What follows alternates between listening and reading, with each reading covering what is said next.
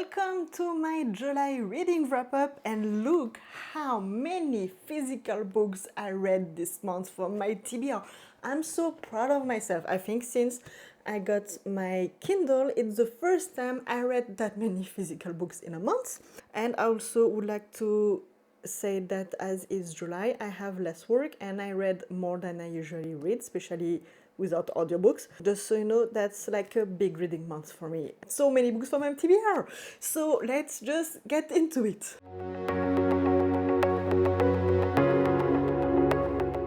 So first off, we have The Green Lady. Wait, is it better that I put this here and me here?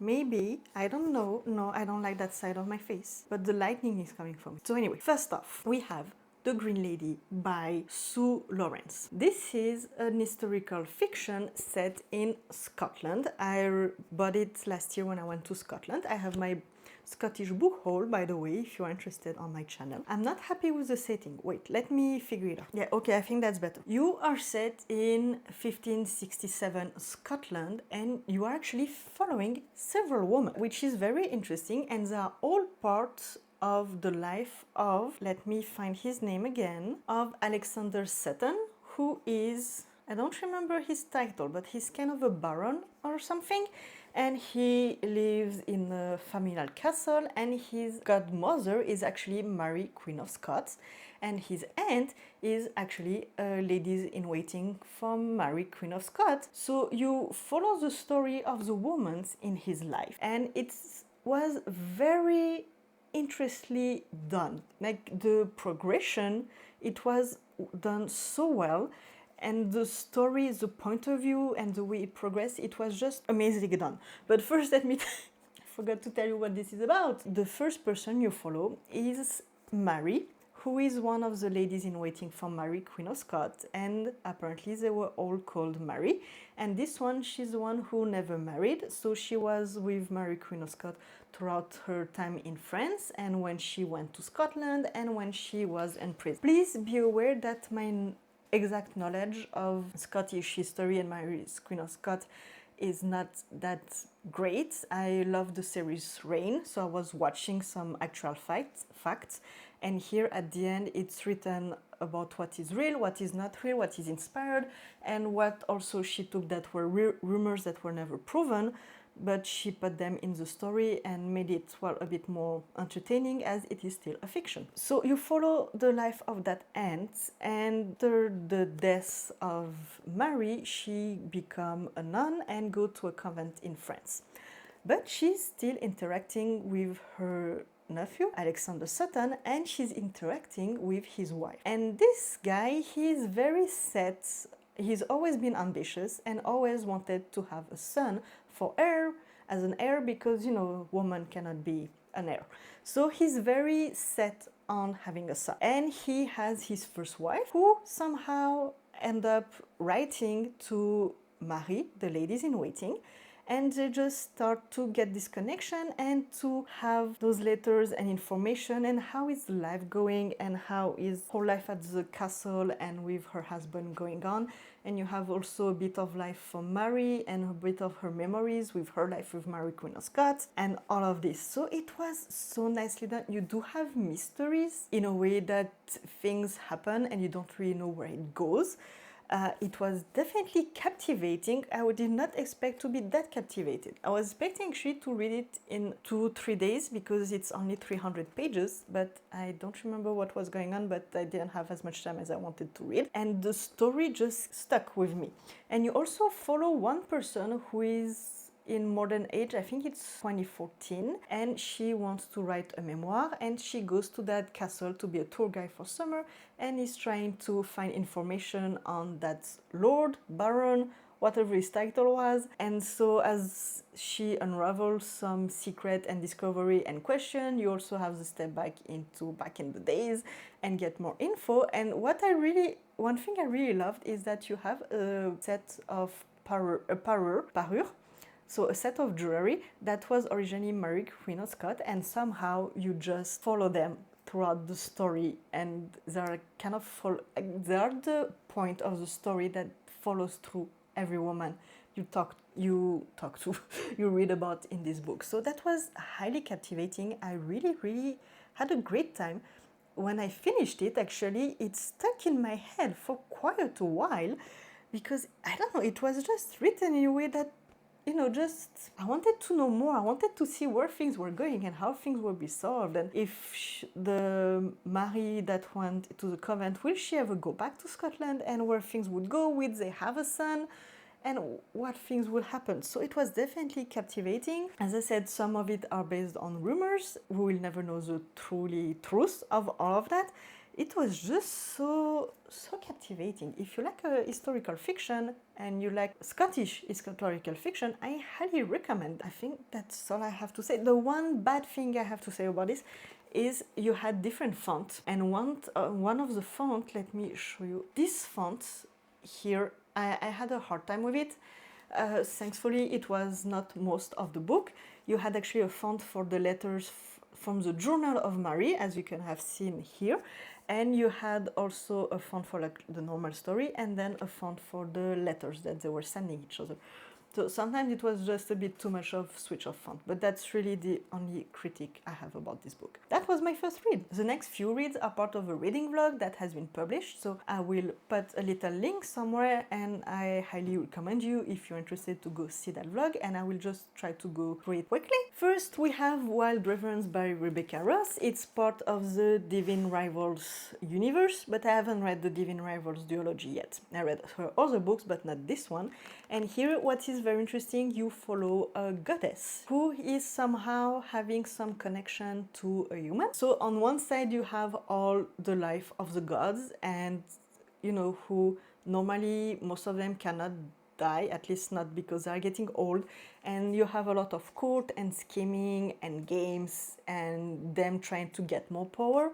And on the other side, you have the human realms who have, human issues, wars, people want more power and all of that. So you have a mix of all that, and somehow, because she has this connection with the human, she ends up trying to help with the human war. That's basically how I would summarize this book. I have to say that the writing is, well, as of course, is beautiful because it's lyrical, beautiful, descriptive, as Rebecca Ross knows how to do. The romance was fine, but I didn't enjoy it as much as I thought I would. And overall, I enjoyed the book. It was a good, solid read. I was expecting to like it a bit more. Like, it's not my all-time favorites, even though I had great read this year.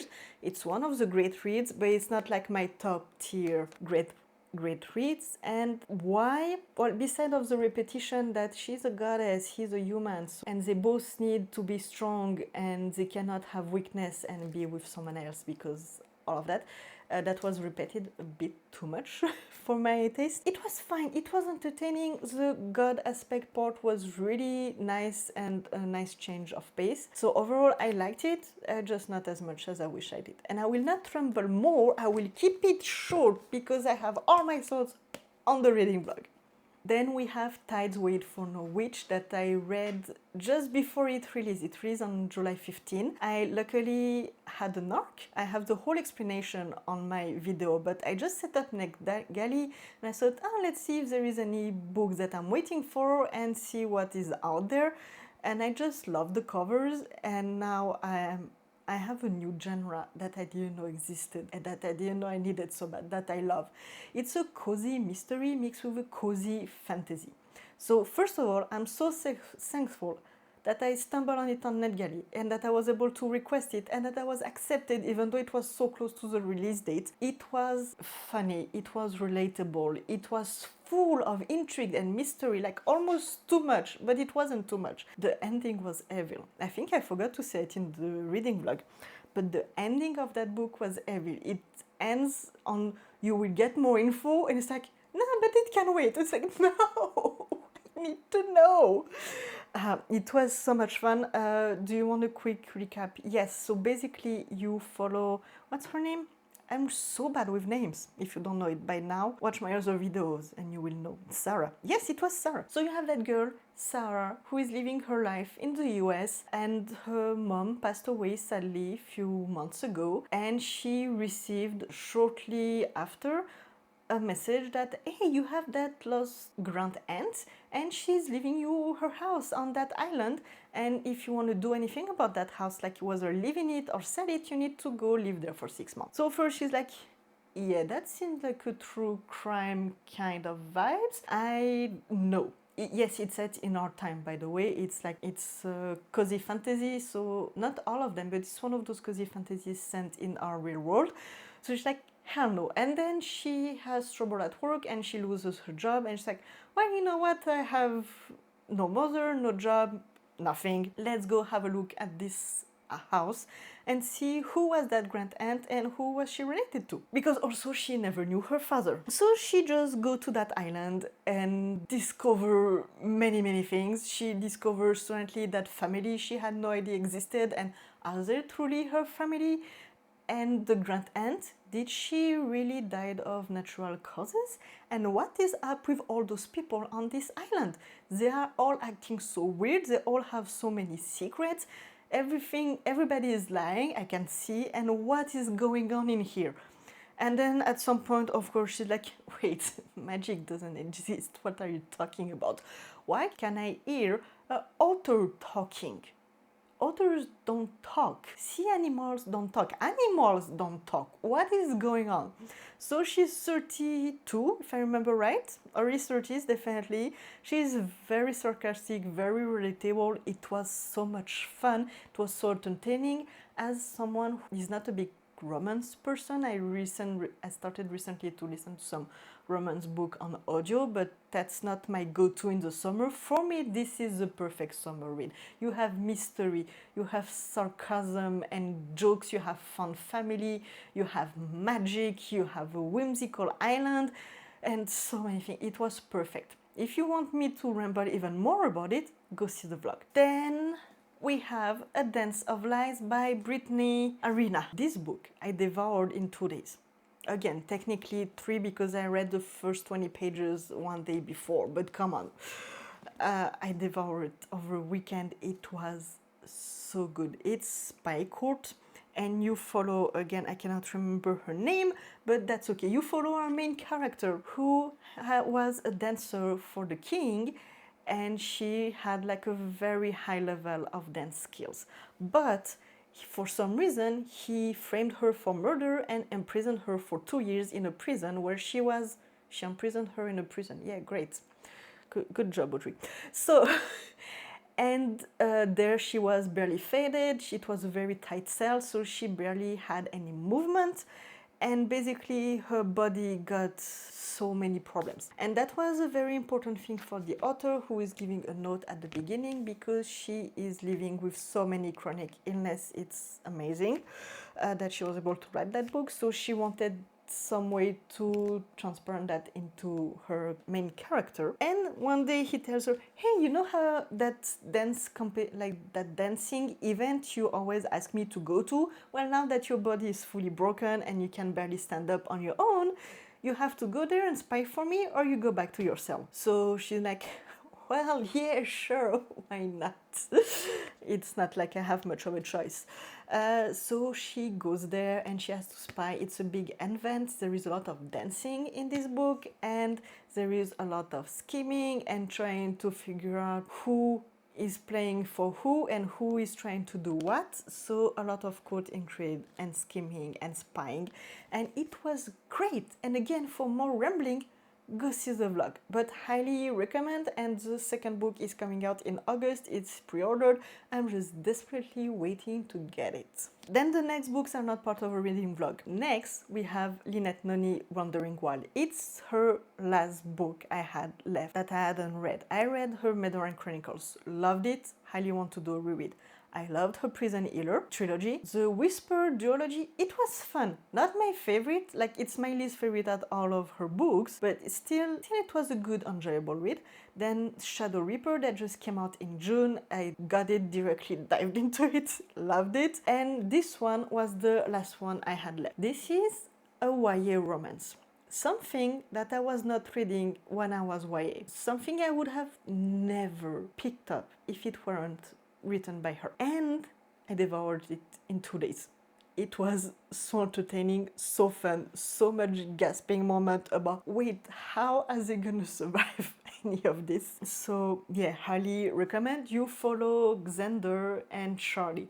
Xander, he's a big TV movie star, he's 18 and he's having issues because he's been chosen for his next big movie.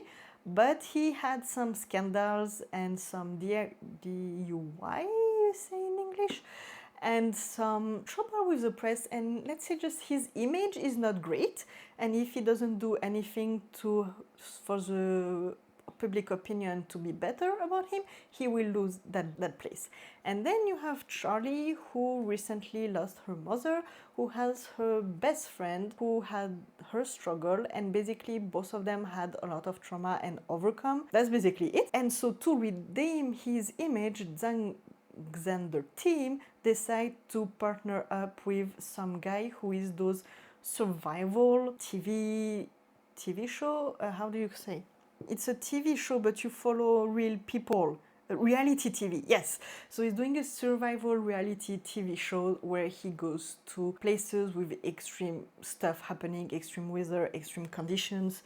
Here we are in Australia, so of course extreme animals. And so they make a competition, and somehow Charlie ends up being the fan that goes with him on that adventure. The problem is Charlie used to be a huge fan of him, but now she hates him very, very much. You could see coming why she was hating him, part of it at least. So she ended up with him, and I was expecting from the blurb, or I must have read it wrong, I don't know. I was expecting, for both of them to go on a hike and go through all their trauma. I did not expect them to go on a survival hike where like the first task they have to do is jump off an helicopter, which I would have been directly out, like no way I'm doing that. And basically what they do go through all their trauma and trying to figure out what they want out of their life and how to be better and how to deal with everything going on in their life. But in 4 days, they almost died every other hour, basically. So, the high stake was there. Of course, I knew that normally, both of them should make it out alive, right? I mean, so YA romance, they should both get out of there unscathed. And yet, each time I was so scared for them and thinking, how are they gonna get out of there?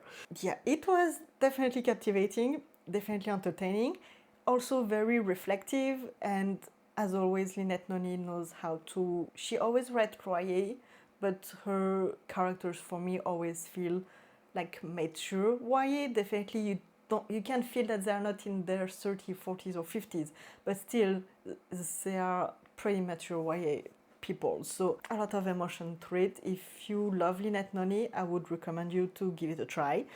And if you love YA romance or just a book where they are going on a survival hike and almost dying every second, I highly recommend. Then the next book I finished, it was also actually part of the reading vlog. It was my audiobook. I always have a physical or ebook read, and then I always have next to it an audio read. So as I said in the vlog that was part of it, in July I had much less driving that I usually have because I have less work. And as much as I love audiobooks, the last few months I had been so busy and I had so much driving that half of my reads were audiobooks, which is fine. I mean, that's not a problem. It's just me personally, I wanted to take advantage of July and August and having less work and more time at home to go through more my TBR, which I did, and try to use more of my time reading physical and ebooks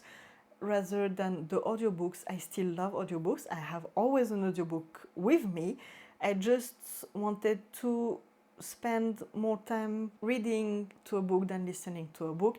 Especially, I know that again in the autumn I will have again a lot of driving and a lot of road, so I will have plenty of audiobooks to listen to. So this was actually my only audiobook I finished this month. Was it? Wait. Oh no, that's not true. That's not true, but I will come to that later. So I listened to The Someday Garden, which came out only in June actually, by Ashley Poston. I didn't read her other books, but I do want to try some. In The Someday Garden, again, I don't remember the name of the main character you follow, but basically she is a gardener, and there is that mansion who has a bit of magic, that like things odd happening, and everybody's like, that's really more for you, that's just normal that weird things are happening there. And so it's a magnificent mansion that she went to visit with her best friend when they were in college. And they decided that in 10 years time, whatever happens, they will come back to celebrate I forgot the name, but basically that the house and the garden has been here for 200 years. So you follow her 10 years later, and her best friend has sadly passed away, and she goes there. She got the job somehow for the summer. She's just trying to deal with the grief of losing her best friend, and she has those co-workers with who she started to get to know them, and there is that blue door who just appears sometimes, but not always, and not always at the same spot. And behind it, there is some guy who is sleeping, and it's like, yeah, just get out. And then the blue door appears again, and he's still here, and that's just weird. At the same time, there is also the owner of Limor who comes back because she was injured, and then her Nachu coming in. It's like that whole thing going on. So you have all my deep thoughts on my reading vlog. Overall, I love the garden story. I love how she was trying to deal with grief. I love how she was getting too close to all her co-workers, the Nachu, the owner of the place, and the all gardening aspect, because you have some weird vine and some weird plants that are coming out of nowhere, and they don't know where they're coming from, and they're just trying to, put the place back together to be nice and prepare that big event that will have so many people invited. So this part I love. The romance part, I had the hardest time. First, it was a love triangle, which I'm not the biggest fan. Second, one of them was grumpy, and I'm really tired of grumpy people and grumpy MMCs. So that's definitely like my personal take on it. If you love grumpy, if you love love triangle, probably you will like it more. I also was bugged because the overall thing is going over 2 months. I had an issue with the timeline. Like, I cannot tell you because it will spoil you, but there is just a timeline there that bugged me. One of the love interests who suddenly become like a brother when she was just flirting with him is no. So it's really mixed review to me. If you want more of my thought, go check the vlog again. Then I read A Fate Forged in Fire by Hazel McBride in its duology, which is completed. So I read afterwards A Queen Crowned in Flames. And yes, I'm highly annoyed that it's not the same format. And yes, I have the same issue with a Heartless Hunter duology. And no, I don't know what I'm gonna do about it. So in this book, well, first there is a guide pronunciation because all the names of the place and the characters and everyone, it's Scottish Gaelic inspired. So I will not even attempt to pronounce anything, okay? You follow again the main character who was infiltrated into a kingdom working. She was a blacksmith. Sorry, I just finished a book where the main character was a blacksmith, and actually she was also a blacksmith with her parents and her twin brother and her brother. And she's been living kind of in hiding because she's been trained all her life because she is meant to be the true queen of the kingdom. But she cannot show herself for some political reasons. So she's been in hiding, and her family and all her supporters have been waiting for the right time to overthrow the current king so she can be the right heir for the throne, because normally it should always be a woman on the throne, but for over centuries it was only male heir, and she's kind of the lost heir, so that's why she's not on the throne. So basically that's the main plot, which is refreshing, because it's not a hidden, she's not a princess who is trying to take over somebody else. She's not an unknown princess. She's well aware. She's been trained all her life to take back the kingdom by her family and everyone. So that was kind of refreshing. The thing that bugged me first is that it's called a romantasy. Can we say a book is a romantasy if for the first half of the book you meet the love interest barely 4 times, 2 of them where they're just in a fight trying to unalive each other? Does that make sense? For me, a romantasy, the love interest should be like main part of the book and it should be the main story, right? So that's just one thing that bugged me. The other thing that bugged me is that once we settled into the love interest, suddenly they start spending a lot of time together on the second half of the book, and for me things went a bit too fast.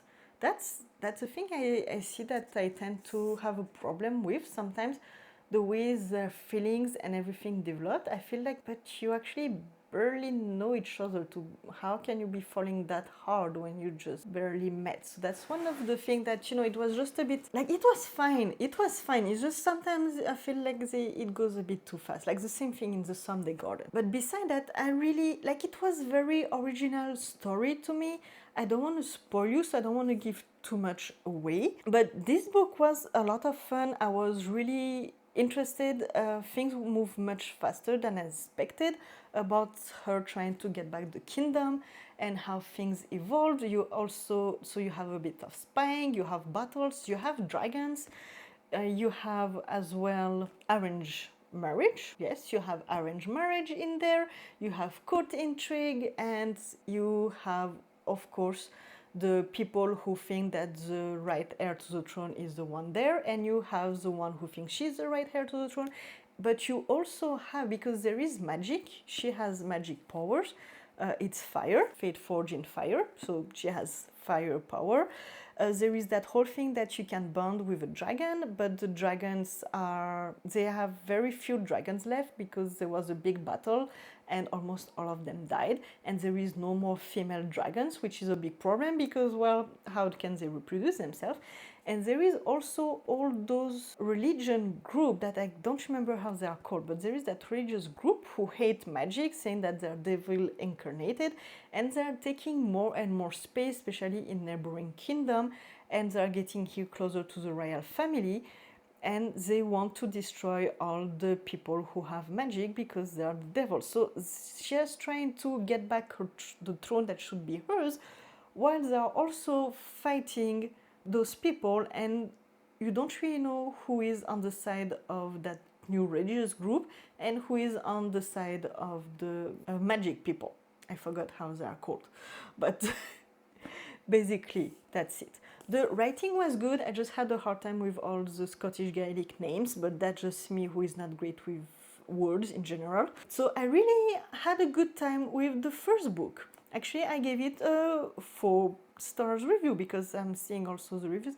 Trying to be better, I keep forgetting to leave reviews on Storygraph and stuff, and I know it's bad. I'm working on it, trying to catch up. So this one was great. I really enjoyed it. But the way it ends, definitely did not see it coming, and it kind of broke something for me. So when we got into the second book, I honestly had a much harder time to get through it.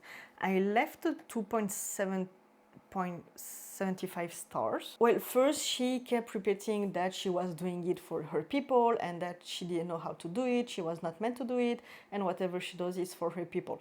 Which, I mean, it's fine, I'm just not a big fan of repetition, especially with every action she didn't need to do to say that. Then we have kind of, like, you have some new love interests coming up, and then the story for me was almost dragging along a bit. I did like the way that something happened to make you aware of other things going on, and I did like the way it was done, but I just feel like maybe this should have been a longer standalone rather than 2 books. Yeah, I cannot really pinpoint exactly what was bugging me. I think it's the way things ended and the way things move forward. It kind of broke a rhythm for me, and it took kind of wild, and also there were a lot more fighting in this one. So, and I'm not the big like I like action, I like fighting scene, but I feel like sometimes it's too much. Generally, I think the duology is pretty good, and you should definitely check it out, because I know that other people like the second book much better than I did. I personally think it could have been one longer standalone rather than 2 books. But if you want a completed duology that nobody is talking about, go check it out, because the first book was really solid. And maybe you will like the second book more than I did. I was saying you earlier that actually I did have another audio read. When I was reading that duology, I received an email saying that one of my pre-orders that I was expecting to come in August was actually on its way, and this was Prince of Sword. And I realized, you know what? I keep thinking regularly about Arcana Academy, and I was hesitating if I should do a reread. When I received the notification, I was, wait, no, I have to do a reread of Arcana Academy, because the magic system, I remember it was so many things, so many details that I forgot, and I need to remember them before I can dive to Prince of Sword. So I started this first on audiobook, and once I had finished the duology, I picked back up Arcana Academy, my physical books, and you can see I started actually to put some tabs here. I'm not a big tabbing person, as you can see with my other books. I usually like to do it to pinpoint mainly information that I think are important and I want to find again easily. So I reread Arcana Academy, and you know what? I have a vlog about my first read of Arcana Academy actually, which is up, so you can go find it on my channel. And I remember I liked it very much, but it was not all-time favorite, but I like it very much.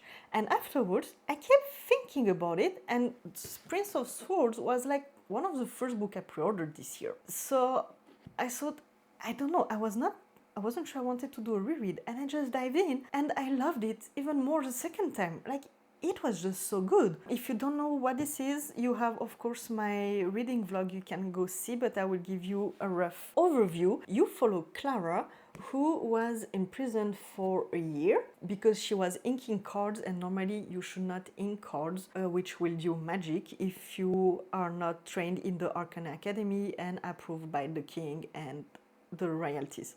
So she was doing illegal inking cards, she got caught, she got sent to prison, and one day you have the prince who is telling her, hey, I have some question for you, show me how you will cards. And somehow she tried to escape. He caught her and said, you know what, let's make a deal. You will go to Arcana Academy, and in exchange, you will help me get something I want. And if not, I send you back into that prison, which is Halazar, by the way. That I remember. So she ended up going to the Arcana Academy school to learn how to wield the magic card and her powers, even though she actually knows how to do that. So the magic system is based on those cards, and you need to ink them properly, and each card gives some powers. I have to say, the magic system, it's a bit hard to get my hand wrapped around it. I'm not sure I still fully get it, but it gets easier.